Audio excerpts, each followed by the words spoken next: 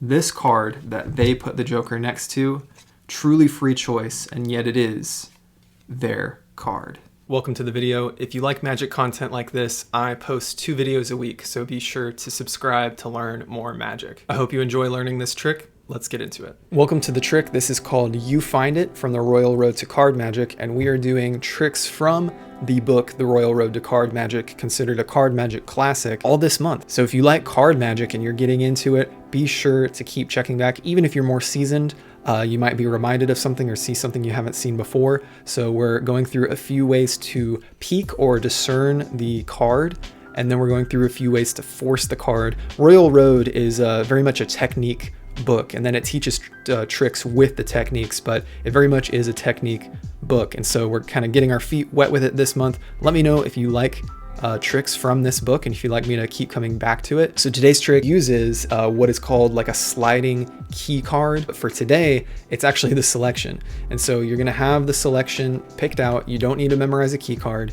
They're going to place it on top, and here's what we're going to do. We're going to get this card transferred to the bottom. Now, what you could do is just overhand shuffle that down to the bottom. But also then pinch and keep it there to do another shuffle. That might make it more fooling. But I think to add a little bit more of a fooling nature to it, what you can do is you can actually genuinely shuffle it into the middle and then in-jog this card. This is the false overhand shuffle from Erdnase that I'm showing you here. And then you shuffle, shuffle, shuffle. You can then pick up at that break. And when you pick up at that break, it's gonna bring the selection back to the top. So all you've done so far is you've taken the selection back to the top, but then you can do that kind of more standard, just peel it straight to the bottom.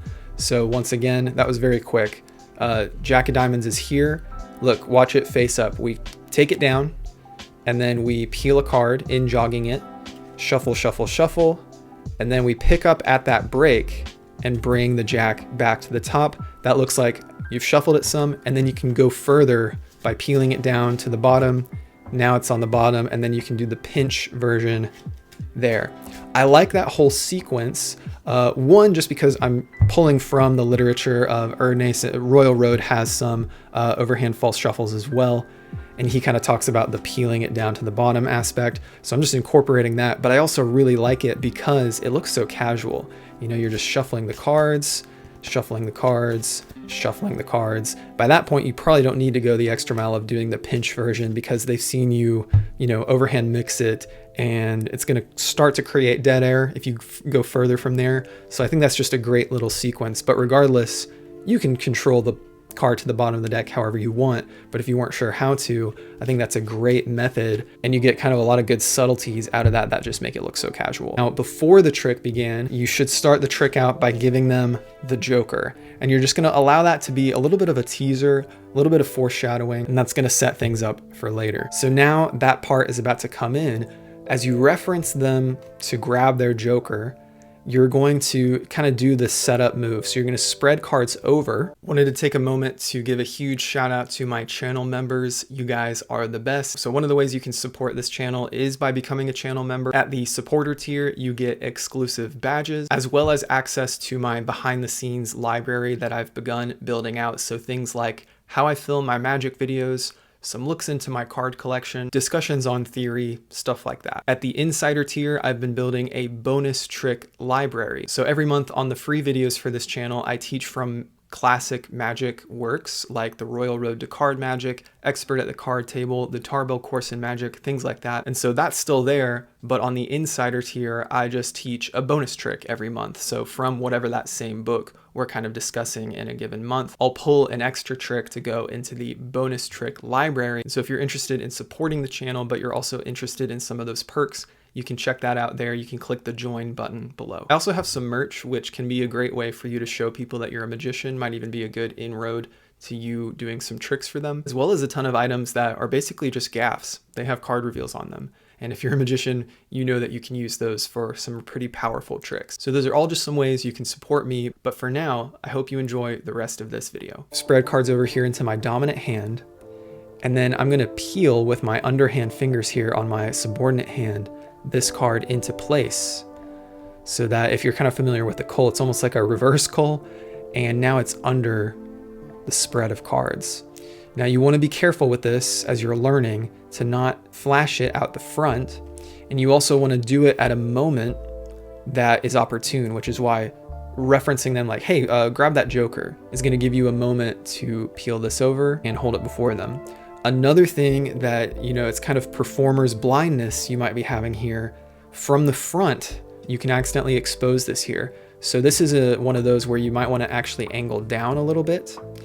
And because of kind of how the depth illusion works, even though you can see this kind of exposed here, they might not be able to see that as much from the front. So practice in the mirror, play with your angles, like even if it's kind of poking out the back a little bit, that's better than it poking out the front, because it kind of breaks the illusion of it just being a top to bottom spread of the cards. So again, tell them, hey, go grab that joker I gave you from the beginning, start your spread, push over with your fingers, and be sure to hold it at an angle that hides that.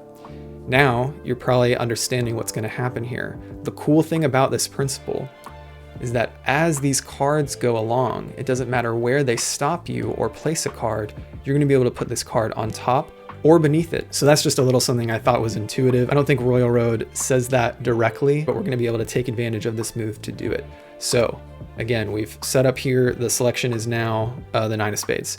You're here in this position, wherever they place the joker, let's say they place it here, you're going to be able to separate at that point and place this above or below. So let's say you're going to ask them, would you like the card above this card or below it? And you can kind of be in this resting position here. If they say above, you can just coalesce the deck and you're good. If they say below, all you need to do is move over to the side a little bit. Look at the difference. This is where you keep it if they say above and you coalesce everything. If they say below, you just move over to the side a little bit. This will go below it, and then you can bring everything together. And this is under the guise of wanting them to turn it over. So you bring it all together, but then you say, all right, look, I don't want to do anything fishy when you've just done the fishy thing. I want you to turn it over yourself. And so you can have them hold the deck and pick up and go below, or you can go right back into spreading it once more, although that might seem a little weird because you've coalesced and then you're bringing it back out. But I think to kind of motivate that, what you can do is you can bring it together, show, now look, I'm not going to do anything. I want you to do this yourself. I'm not going to lift it. And then you can kind of show them those two again, and then they go for the one they said. If you don't want to go through all of that, you can just load the card underneath the joker and tell them to pick that card out. Here's why this is powerful. It's basically a force, right? But you're using the way of forcing a card as sort of a procedure for the audience to find the card. Now it's not just like, here, I've forced this card on you, but they've actually discovered the card they chose, and it's in this really fair display. Like, this is a fair display, you know, when you just have the spread of cards and they can stick a card in anywhere. So I think there's something really cool to that. And it came from a great classic of Magic. So get your deck of cards out, start practicing this sliding key card idea, and keep checking back for more Royal Road tricks this month. Thank you guys for watching. If you enjoyed that video, help me out by liking and subscribing. Check out the other video that YouTube is going to recommend to you on the end screen here. But until next time, keep enjoying your Magic, stay a hobbyist at heart, and I'll see you guys in the next video.